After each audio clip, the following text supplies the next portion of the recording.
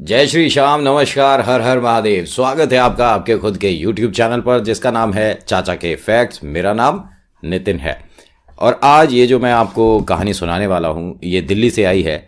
भेजने वाले हैं प्रशांत और इन्होंने कहा है कि पापा का नाम और शॉप का नाम मत बताना। बहुत सारे लोग फिर अजीब अजीब बातें भी करते हैं। तो देखिए, प्राइवेसी मैटर करता है, ठीक है। मैं आपकी प्राइवेसी को बहुत बहुत सम्मान देता हूँ। जैसा आप बताते हैं मैं वैसा ही कहानी के माध्यम से बताता हूँ, लेकिन आपका ये विश्वास कि अपनी हर एक बात मेरे साथ शेयर करना मेरे लिए काफ़ी है। बहुत सारे नए लोग सोच रहे होंगे ये किस विषय में बात कर रहा है, कौन है, क्या बताएगा, कैसी कहानी, कौन है ये इंसान जिसकी कहानी सुनाने वाला है, कौन है प्रशांत। आप अभी नए नए आए हो तो आपको थोड़ा सा विस्तार से बताते हैं। नमस्कार, स्वागत है आपका आपके खुद के YouTube चैनल पर। यहाँ हम क्या परोसते हैं सबसे पहले वो बताता हूँ। यहाँ हम फैक्ट्स बताते हैं, ईश्वर से जुड़े चमत्कार बताते हैं, रोचक पौराणिक कथाओं के बारे में बात करता हूँ और बात करता हूँ तीसरी शक्ति के उन प्रकोप के बारे में जो लोगों ने अपने पर्सनल लाइफ में एक्सपीरियंस करे हैं, वो मेरे साथ शेयर करते हैं और मैं यहाँ कहानी के माध्यम से बताता हूँ। 2-4 वीडियो देखने के बाद आपको आइडिया हो जाएगा कि हम किस विषय पर बात कर रहे हैं। तो आज इस कहानी को ज़रूर पूरी सुनिएगा। और सबसे पहले एक छोटी सी रिक्वेस्ट है, आप अगर सिर्फ देखकर चले जाते हैं ना तो थोड़ा सपोर्ट तो मुझे भी चाहिए, प्लीज़ है। आप चैनल को शेयर करिए, वीडियो को शेयर करिए और मैं चाहता हूं कि बाबा शाम का ये चमत्कार हर उस इंसान तक पहुंचे जो जॉब की तलाश में है या जो बिजनेस में हार गया है, ठीक है। इन दो के पास ज़रूर पहुंचना चाहिए। फेसबुक, व्हाट्सएप, किसी भी माध्यम से आप इसे प्लीज़ आगे तक पहुंचाइएगा ज़रूर। बहुत मेहनत लगती है बाबा एक एक वीडियो बनाने में। बाकी आपका एक लाइक और एक शेयर पूरे चैनल को सपोर्ट कर देता है। बाकी की बातें बाद में करेंगे। अच्छी लगती है तो लाइक, शेयर, सब्सक्राइब करिएगा। अब मैं शुरुआत करता हूं जय श्री श्याम एक छोटे से इंट्रो के साथ कहानी की।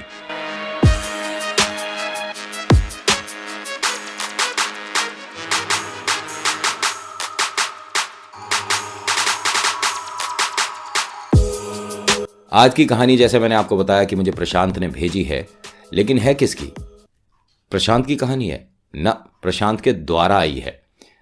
कहानी में जो मेन किरदार है ये है प्रतीक।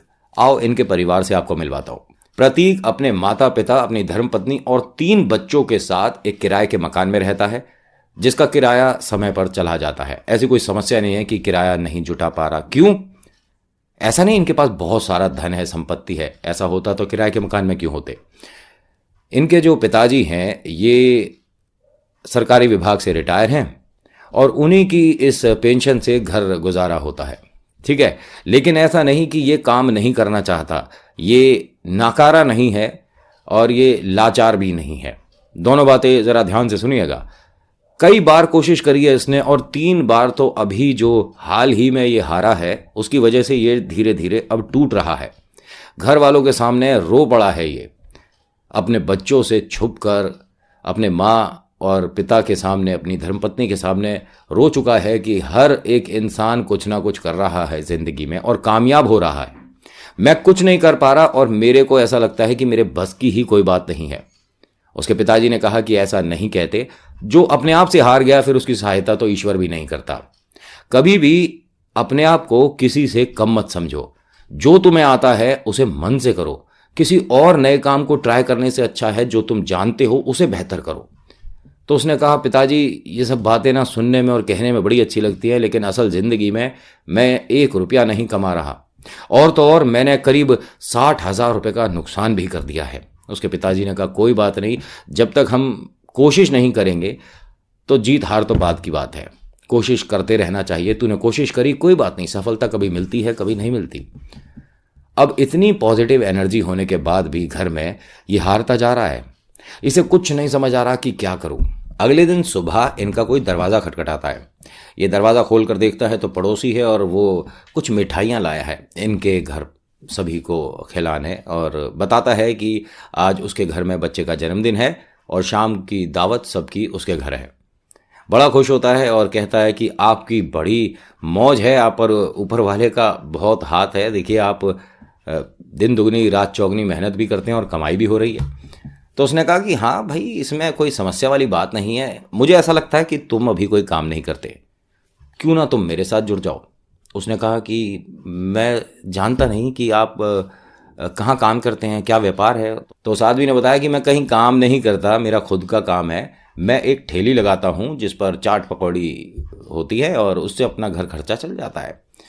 तो उसने कहा सिर्फ चाट पकौड़ी और टिक्की वगैरह इनसे आप गुजारा हो जाता है? कह रहे गुजारा, बहुत अच्छा गुजारा होता है, और अगर तू मेरे यहाँ काम कर लेगा तो मैं तेरे को रोज़ का 100 रुपया दूंगा। उसने कहा रोज़ के 100 रुपये तो बहुत कम है, बीवी बच्चे वाला इंसान हूँ, तो थोड़े आप ज़्यादा कर दें। तो कह रहे क्यों ज़्यादा कर दूँ, अभी तो ना तुम्हारे काम को जानता कि तुम्हें आता क्या है, फिर भी मैं आपको 100 रुपये दिन का दे रहा हूँ।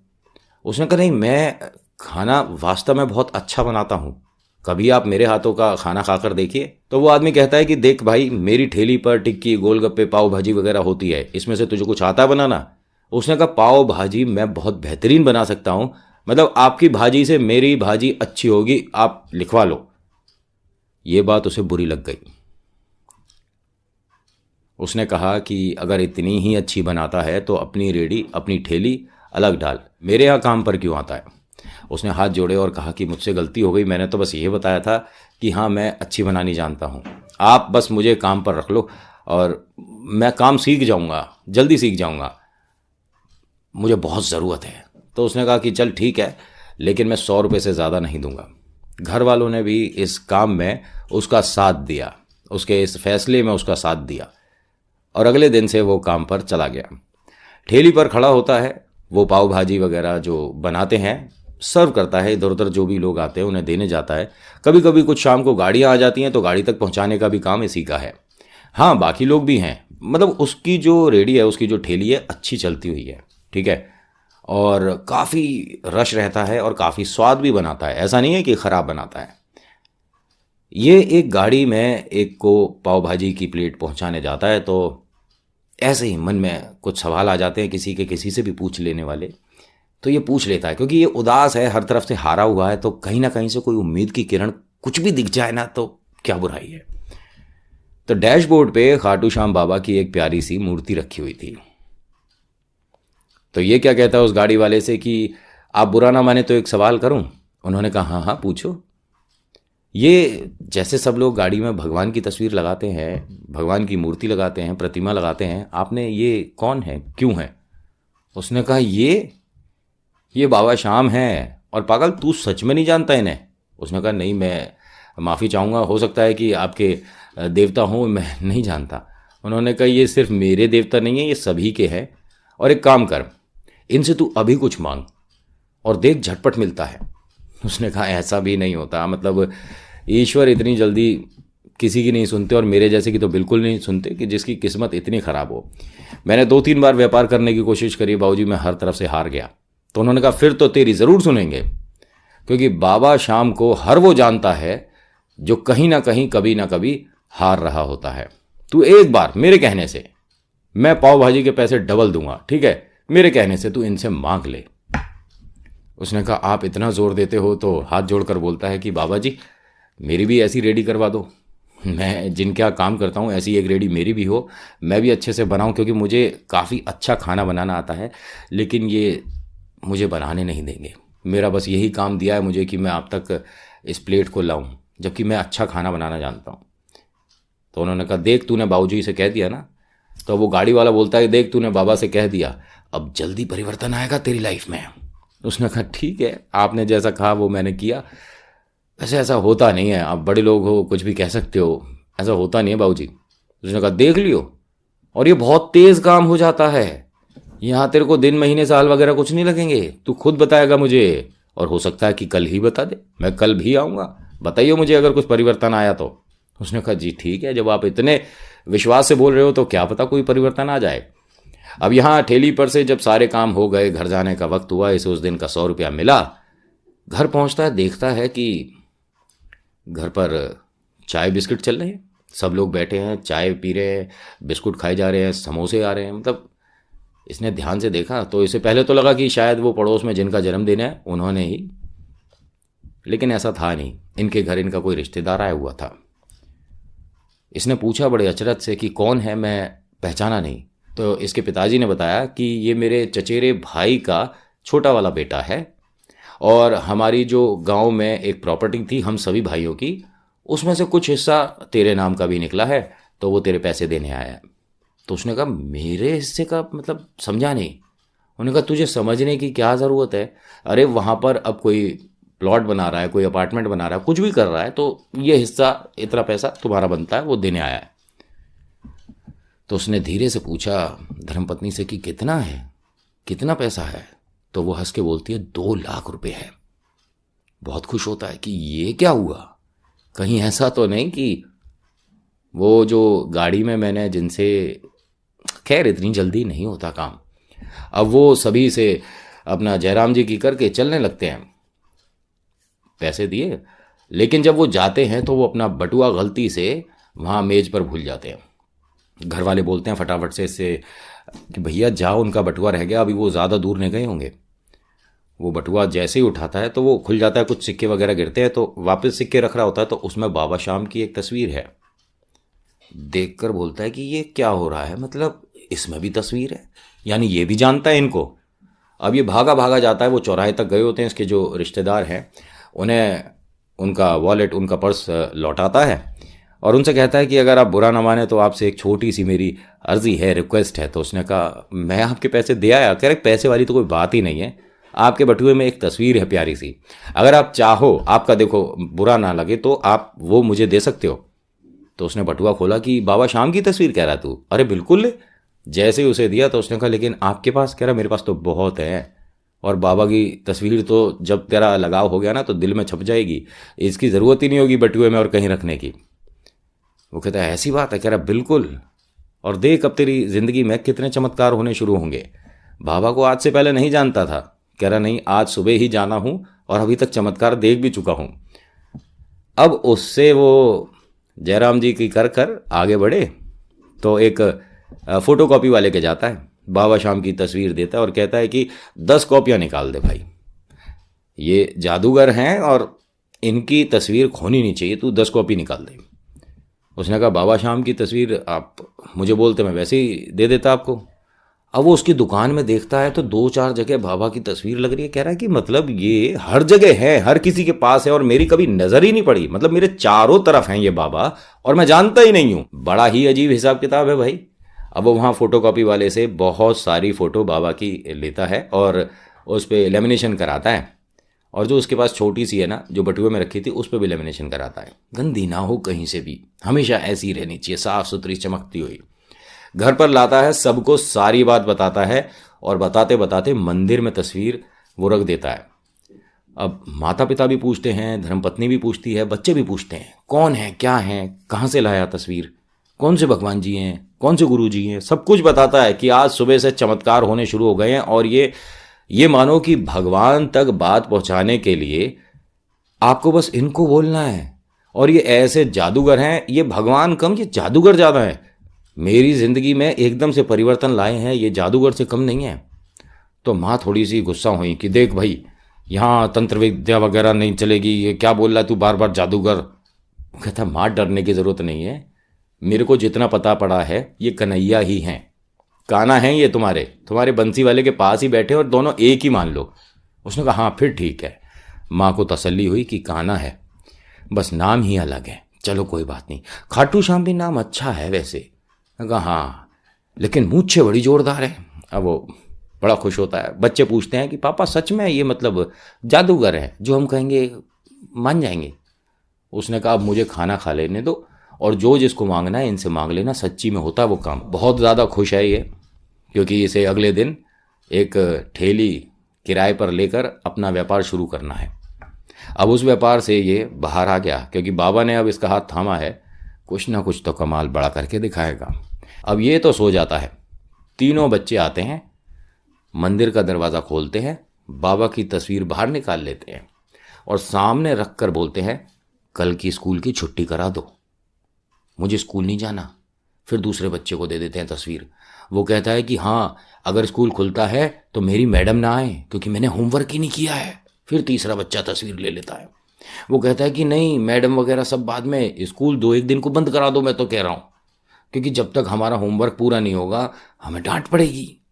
हमारा हुआ नहीं है क्योंकि हम जन्मदिन के पार्टी में चले गए और एक दिन हमने आलस करा, गलती हमारी थी कि हमने पढ़ाई नहीं करी। लेकिन बाबा जी, जादूगर बाबा जी, कल की छुट्टी करा दो, पक्का हम पूरे दिन पढ़ेंगे। चुपचाप मंदिर में ले जाकर तस्वीर रख दी। सुबह हुई भाई साहब, 6 बजे से बारिश हो रही है। स्कूल इनके घर से 4 कदम पर है, दिखता है। अब पानी भर जाने की वजह से स्कूल की छुट्टी हो गई और इनका ये कहना करना रात में सभी ने देखा था। उसके बाद से सभी के चेहरे का रंग उड़ गया एकदम से कि इतनी तेज काम कर रहे हैं, ये वास्तव में जादूगर है। अब बच्चों ने क्या करा, तस्वीर फिर से मंदिर से बाहर निकाल ली। मुझे लड्डू खाने हैं, कोई दूसरा ले गया तस्वीर, मुझे नए कपड़े ला के दो, तीसरा ले गया मुझे नई साइकिल ला के दो। ये हो क्या रहा है? माँ ने उनसे तस्वीर ली और कहा कि ये कोई तरीका है तुम सबका, ऐसे नहीं करते हैं। मतलब भगवान की तस्वीर लेके ऐसे ऐसे घर में घूमोगे, चलो यहाँ से। सब बच्चों को डांट के भगा देती है। फिर धीरे से तस्वीर को देखकर बोलती है, मुझे बनारसी साड़ी खरीदनी है लेकिन मेरे पास पैसों की व्यवस्था नहीं थी, आप दिला सकते हो? अब जैसे ही उसने ये बोला है, माँ हंस पड़ी, पिता हंस पड़े कि अब तू बच्चों वाला काम नहीं कर रही है। अभी बच्चों को तू डांट रही थी, अब खुद बच्चा बन रही है। उसने कहा नहीं, अच्छा एक काम करती हूँ, भगवान जी, खाटू श्याम बाबा जी, एक नहीं 2 साड़ी भेजना और एक पिताजी के लिए शॉल। और फिर तीनों हंसने लग गए। ये सोकर उठा, कहता है अरे सब क्यों हंस रहे हो, क्या बात हो गई? और ये तुम तस्वीर लिए हाथ में क्यों खड़ी हो? बाबा की तस्वीर मंदिर में रखो। उसने कहा तुम्हें पता नहीं है अभी क्या जादू हो रहा है यहाँ? उसने कहा मुझे तो खैर सब पता है, लेकिन आप लोगों के साथ कौन सा जादू कर दिया बाबा ने? उन्होंने कहा रहने दो, तुम्हें बताएंगे, तुम्हें यकीन नहीं होगा। वो कहता मुझे यकीन नहीं होगा बाबा की बात पर, अरे मैंने ही तो तुम सबको मिलवाया है और मुझे बताओ तो सही। जब इसे सारी बात बताते हैं तो ये हंसता है, कहता है कि अरे वो पैसे आए हैं, बाबा को तंग क्यों करते हो, उसमें से खरीद लो। तो पिताजी हंसकर बोलते हैं कि वो पैसे भी तो बाबा ने ही भेजे हैं, वरना सौदा तो 2 साल पहले हो गया था, पैसे आज क्यों आए? खैर बेटा, जब आए तब सही, लेकिन अब तेरा क्या प्रोग्राम है? वो कहता है सबसे पहले मैं एक ठेली लूंगा किराए पर और उस पर अपना काम करूंगा और मैं छोले भटूरे बेचूंगा। तो सबने कहा कि छोले भटूरे तू बनाता तो बहुत अच्छा है, लेकिन व्यापार में हार मत जाइयो, क्योंकि तो इतनी बार हारा है, बार बार तुझे अफसोस यही होता है कि मैंने काम खराब करा है। वो कहता है नहीं, अब नहीं हारूंगा, क्योंकि ये मेरे साथ हैं और मेरे साथ ही रहेंगे ये। उसके पिता हंसते हैं कि श्रद्धा होनी चाहिए, लेकिन आत्मविश्वास भी बहुत ज़रूरी है। इनको अपने साथ रख, लेकिन पूरी मेहनत करियो। उसने कहा बिल्कुल ठीक है। अब ये जाता है, किराए पर एक ठेली लेकर आता है और उसे अच्छे से धोकर, साफ सुथरी बनाकर, बहुत अच्छे से सजाकर, उस पर अपना सारा सामान रखकर घर के बाहर खड़ी कर लेता है। बाबा शाम की जो तस्वीर है अपने गल्ले में लगाता है, मतलब गल्ला कहते हैं जिसमें दुकानदार लोग पैसे रखते हैं, ठीक है। अब ये बाहर खड़ा इंतजार कर रहा है। पिताजी अंदर है और वो बाहर आकर देखते हैं कि यहाँ क्यों खड़ा है, जाता क्यों नहीं? उसने कहा पिताजी यहीं ठीक है ना, मैं कहाँ जाऊँगा, घर के बाहर खड़ा हूँ और कोई दिक्कत नहीं है यहाँ पर। तो उनके पिताजी ने कहा कि बहुत बड़ी दिक्कत है यहाँ पर, एक बात बता, तू आराम करने के लिए निकला है या व्यापार करने के लिए निकला है? उसने कहा मैं समझा नहीं। कह रहा है व्यापार या आराम एक बार में एक ही काम होता है। तू बाहर खड़ा है, बारिश हुई तू अंदर आ जाएगा, ठीक है, धूप लगेगी तो अंदर आ जाएगा, है तुझे भूख लगेगी, आलस आएगा, नींद आएगी, ठेली छोड़कर तू फिर घर में आ जाएगा। ऐसे व्यापार नहीं होता बेटा, घर से बाहर निकलो। मेहनत करनी है तो पसीना भी बहाना पड़ेगा और परेशान भी होना पड़ेगा। ये आराम वाला काम नहीं होता यहाँ पर, निकलो यहाँ से। अब घर में सभी ने ये बात सुनी और कौन इस बात को काटे, क्योंकि गलत भी नहीं है। या तो आप आराम करोगे या मेहनत करो, कमाओ और घर वालों को खुश करो। इसने कहा कि लेकिन पिताजी मैं किधर जाऊं? उसने कहा जहां तेरी मंजिल है वहां जा, मुझे क्या पता, मैंने तो तेरे को राह बताई है, बाकी मेहनत काम तू करेगा।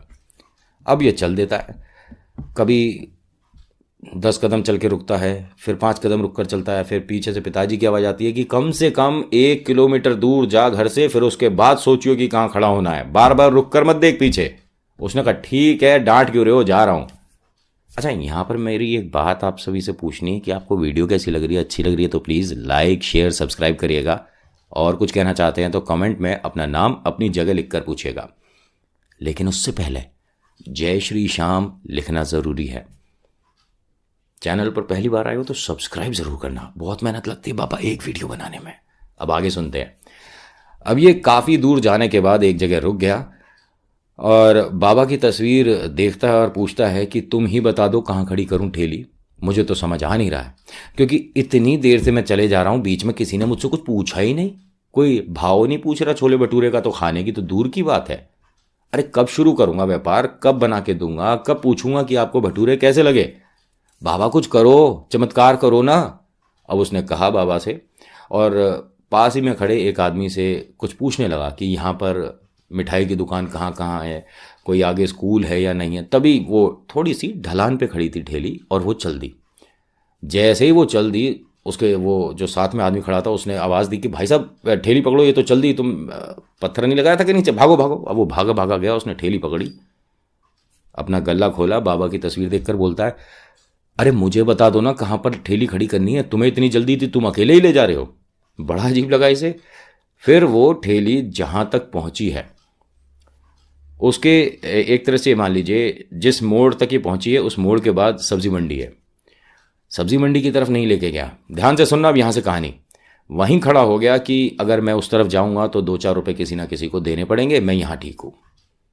एक पेड़ की छाँव में उसने अपनी ठेली लगाई और लगाते के साथ ही बाबा से कहता है कि बाबा अब मैं तैयार हूँ, देखें पहला हमारा ग्राहक कौन आता है, मैं बहुत बेसब्री से इंतज़ार कर रहा हूँ, बाबा अब बोनी करा दो।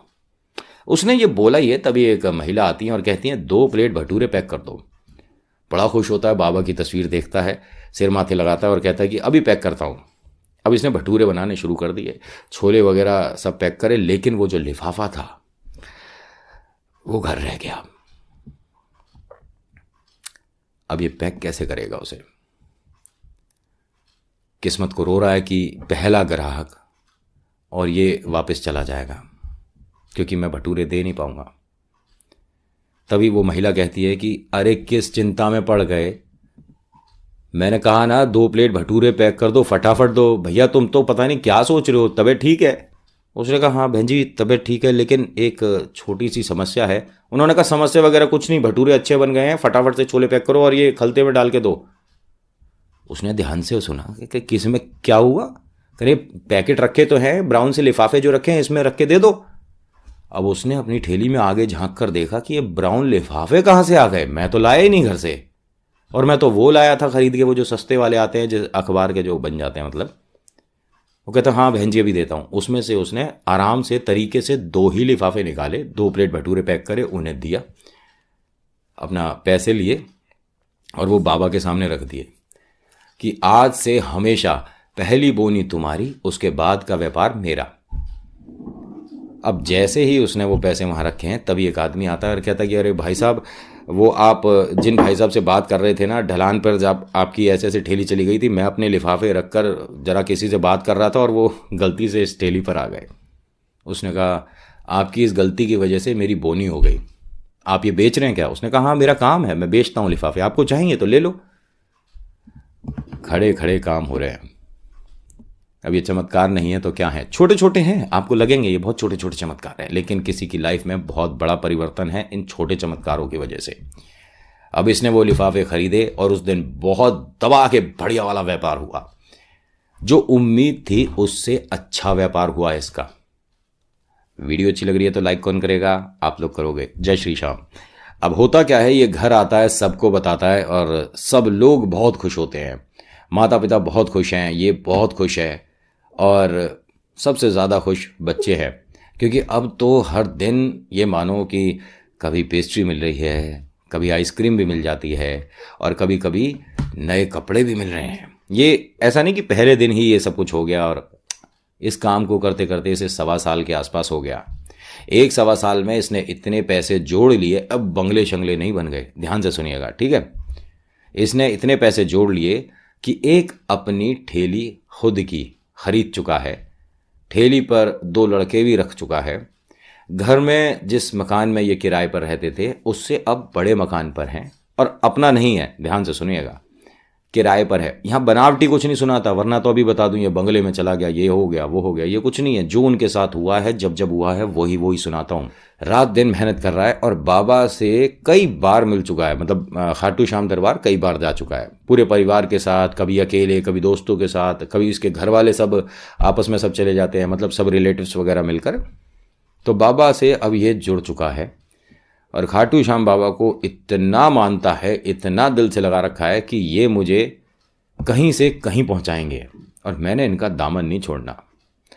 अब ये मेहनत करता जा रहा है, दिन प्रतिदिन इसकी आमदनी बढ़ती जा रही है, दिन प्रतिदिन इसका व्यापार अच्छा हो रहा है, दिन प्रतिदिन इसकी पूरे मार्केट में, पूरे समाज में इसका नाम लोग जानने लग गए कि अगर भटूरे खाने हैं तो उसके खाओ, उसके अलावा दिल्ली में कोई भटूरे ही नहीं बनाता।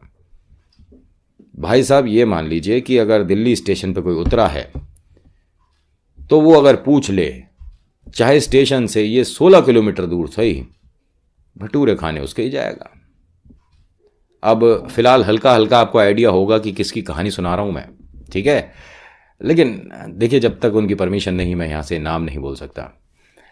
और होता क्या है कि ये अब काफ़ी संतुष्ट हैं, ये किसी से हारे नहीं और इन्होंने किसी को हराया भी नहीं है। आज भी अपने उस पड़ोसी के घर आना जाना है, ठीक है। लेकिन अब इस काम को करते करते और बाबा से जुड़े जुड़े 5-6 साल हो जाते हैं। अब 5-6 साल में ये इतना सक्षम है कि एक दुकान खरीद लेता है, ठीक है। बढ़िया मार्केट में बढ़िया साइज की एक दुकान खरीदता है। दुकान में अच्छे से काम कराकर उन्हीं 2 लड़कों के साथ व्यापार वहां से शुरू करता है। और हाँ, अंदर ऐसा नहीं कि 100 लोगों के बैठने की जगह, ना ना, 10-12 लोगों की जगह, वो भी सिर्फ खड़े होकर खाने के लिए, ठीक है। एक वो टेबल है राउंड सी, उस पर आप 2 जने 3 जने खड़े होकर आराम से छोले भटूरे खा सकते हैं। इस तरह की उसने एक टेबल लगा रखी है, करीब 5 या 6 मान लीजिए। और छोटा सा काउंटर है इसका अपना वहीं पर, और वहीं पर बैठकर ये पैसे वगैरह काटता है। और हाँ, छोले यही बनाता है, भटूरे वगैरह तलते वो दोनों हैं जो रखे हुए हैं लड़के, साफ सफाई और वगैरह। व्यापार करते करते करते करते अच्छा पैसा जुड़ चुका, अपना घर खरीद चुका है, ठीक है। हाँ, मतलब किश्तों पर बैंक से फाइनेंस हो जाता है। व्यापार अच्छा है इसलिए कोई समस्या नहीं है। अब व्यापार क्योंकि अच्छा है, बाबा से जुड़ा हुआ है, अच्छा खासा सीधा साधा इंसान है, कोई मिलावट नहीं है, किसी से कोई अपशब्द नहीं बोलता, बड़ों की इज्जत करता है, सम्मान करता है। बड़ा इंसान बनने के बाद भी जो पहला भटूरा सीखता है, निकलता है, ये बाबा के चरणों में ही रखता है, उसके बाद ही ये व्यापार शुरू करता है, आज भी, ठीक है। अब होता क्या है कि काफ़ी पैसा जमा हो जाने के बाद इसने सोचा दुकान को और सुंदर बनाया जाए, दुकान में थोड़ा लकड़ी का काम कराया जाए। काम कराता है तो वो जो डिज़ाइनर आया होता है वो कहता है कि ये पहले तो ये हटाओ यहाँ से, यहाँ पर हमारा वो डिज़ाइन बनेगा नहीं जो हमें बनाना है। तो उसने कहा ये तो मंदिर है। कह रहे अरे कहीं और रख दे यार, हटा इसे। उसने कहा लेकिन मेरा व्यापार जब शुरू हुआ था तो मैंने यहीं लगाया था। तो कह रहा अब क्या यहीं लगा रहेगा, या तो तू मुझसे काम करा, मेरा डिज़ाइन जो है, जो मैंने तुझे बताया वो बनवा, वरना अपने मन से बना ले। उसने कहा चल ठीक है, हटा देता हूँ। अब उसने मंदिर को वहाँ से हटाया और कभी इधर रखने की सोच रहा है, कभी उधर रखने की सोच रहा है। तो वो आदमी बोलता है जो डिज़ाइनर है, अरे यहाँ साइड में रख देना नीचे, तुम भी यार इतने बड़े सेठ जी हो, पता नहीं कैसी बात, रख दो साइड में रख दो। अब उसने जब साइड में रखा है तो मंदिर का जो चेहरा है, जिस तरफ से मंदिर खुलता है, वो दीवार की तरफ कर दिया और अपने कुर्सी के पीछे, समझ रहे हो, पहली गलती ज़मीन पर रख दिया, दूसरी गलती मंदिर का द्वार ही बंद कर दिया, पैसे वाला हो गया। और उसके बाद लकड़ी का काम शुरू हो गया, बेहतरीन सा उसने फर्नीचर बनवाया, बहुत सुंदर सी दुकान बनवाई, मतलब फॉल सीलिंग वगैरह करवाई है और पूरी दीवार पर लकड़ी का काम कराया, बहुत, मतलब जिसे कहते हैं ना देख कर मज़ा आ जाए, इतनी सुंदर उसने दुकान बनवा दी अंदर से। नीचे फर्श वगैरह बेहतरीन, मतलब मार्बल वगैरह है, ओहो क्या कमाल की सुंदर दुकान बनाई है उसने। घर वाले सब बड़े खुश हैं कि तू खुश है। उसने कहा हाँ मैंने लकड़ी का काम तो करा लिया, अब दुकान बहुत सुंदर हो गई। माता पिता भी खुश हैं और अपना घर ये ले चुका है। अगला दिन जाता है, खुशी खुशी शटर उठाता है, ग्राहक नहीं है कोई। 10 बज गए, बोनी नहीं हुई। 11 बज गए, 12 बज गए, 2 बज गया, बोनी नहीं हुई। ये मानो कि बार बार कढ़ाई गर्म कर रहा है और बार बार बंद कर रहा है। कोई ग्राहक कब आएगा, कोई ग्राहक कब आएगा। यकीन नहीं मानोगे, जिसके यहाँ लाइन लगकर छोले भटूरे बिकते थे, बाकी सामान बिकता था, पाव भाजी और ये जितना भी फास्ट फूड है, कोई नहीं आ रहा पूछने। दुकान बढ़ाकर ये 7 बजे, मतलब बढ़ाकर का मतलब होता है शटर नीचे करके घर जाना। दुकान बढ़ाकर घर पहुंच गया, बहुत मूड खराब है। दुकान की चाबी वगैरह थैला जो था उसका साइड फेंकता है गुस्से में और सीधा अपने कमरे में चला जाता है। माता पिता आते हैं, पूछते हैं क्या बात हो गई, क्यों परेशान है, व्यापार ठीक नहीं रहा। उसने कहा व्यापार छोड़ो मम्मी पापा, मतलब आज तो बोनी नहीं हुई है। बड़ा अजीब लगा सुनकर सबको कि ये क्या हुआ, लेकिन उसकी हालत देखकर, उसकी परेशानी देखकर किसी ने उस पर ज़्यादा बात नहीं करी। कभी कभी किसी को शांत करना बड़ा भारी पड़ जाता है, इसलिए आपका चुप रहना बेहतर है। सबने यही करा, किसी ने उससे कोई आर्गुमेंट नहीं करा, किसी ने उससे कोई बात नहीं करी। बस सबने बाबा के आगे हाथ जोड़ा और कहा कि बाबा इन्हें संभालो, ये बहुत परेशान है, टूट रहे हैं। अगले दिन फिर से पहुंचता है, शटर उठाता है, कोई नहीं आता है। समझ नहीं आया इसे। तकरीबन 7 से 8 दिन हो गए, इसके यहाँ कोई कुछ पूछने ही नहीं आ रहा, कोई बोनी नहीं हो रही।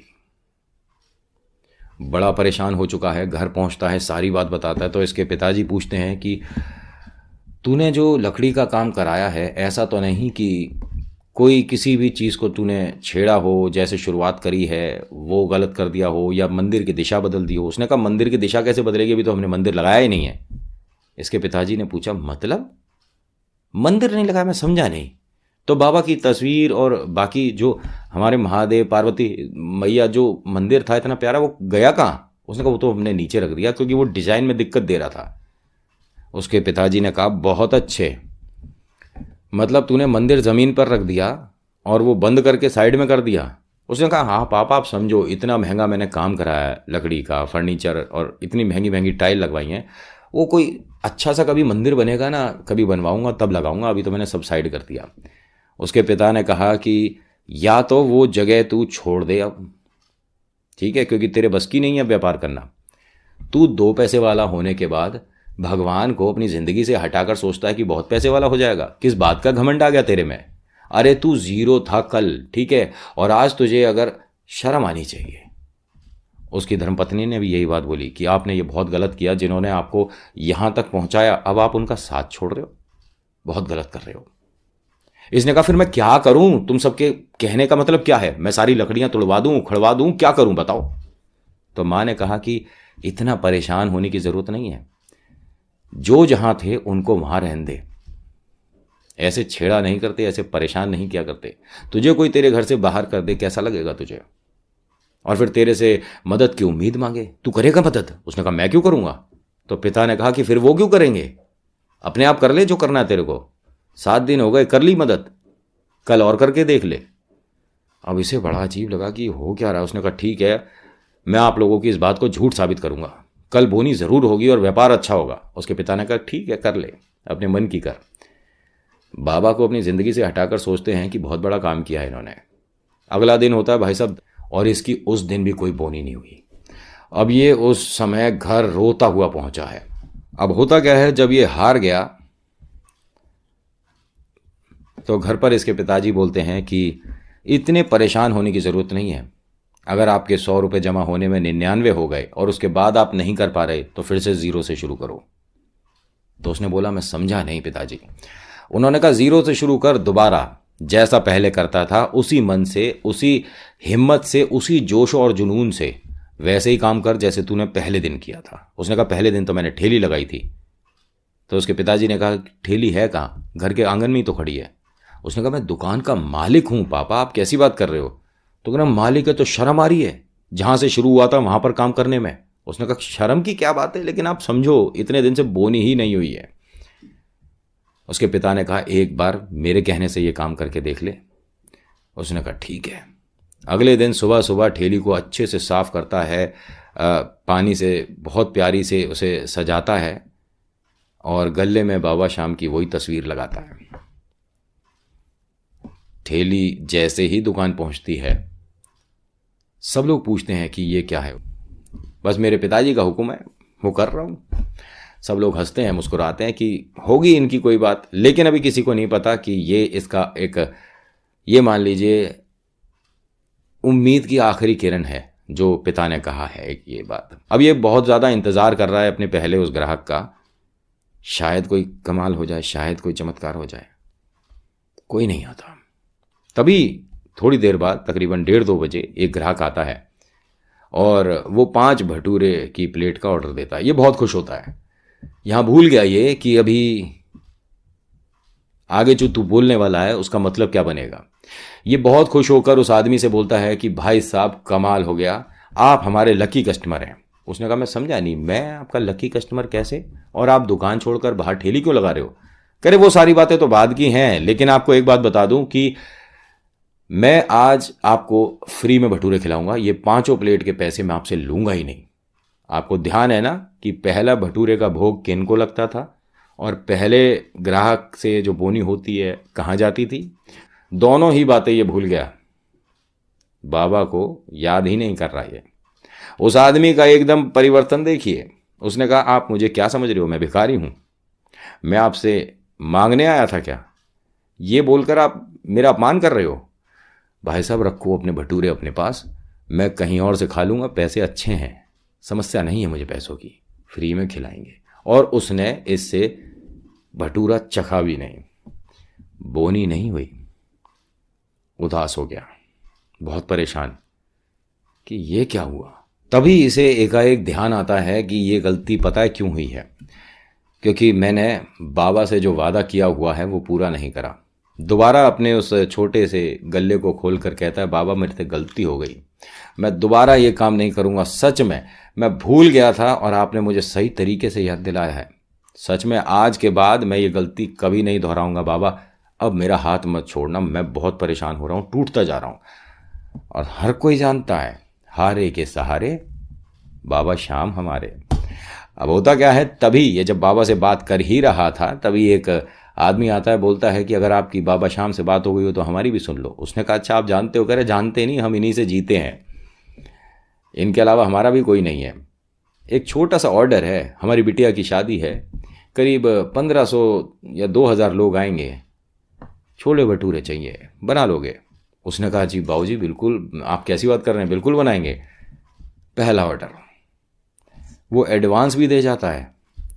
आधे घंटे बाद एक और ऑर्डर मिलता है शादी का, और आप यकीन नहीं मानोगे, अगर आपको मजाक लगता है तो लगे मुझे यहां से कोई प्रूफ नहीं देना, एक दिन में 18 शादियों के ऑर्डर आए इसके पास, जो कि 4 महीने में, और सभी को हाँ करा है और सभी को अच्छी सर्विस दी है और सब इतने संतुष्ट हुए, किसी में भी कंजूसी नहीं। सुबह किसी का काम कर रहा है, रात में किसी के काम कर रहा है, फिर अगले दिन सुबह काम कर रहा है, रात दिन मेहनत करी है, क्योंकि इसके पिता ने बताया था या तो आराम करो या फिर काम करो।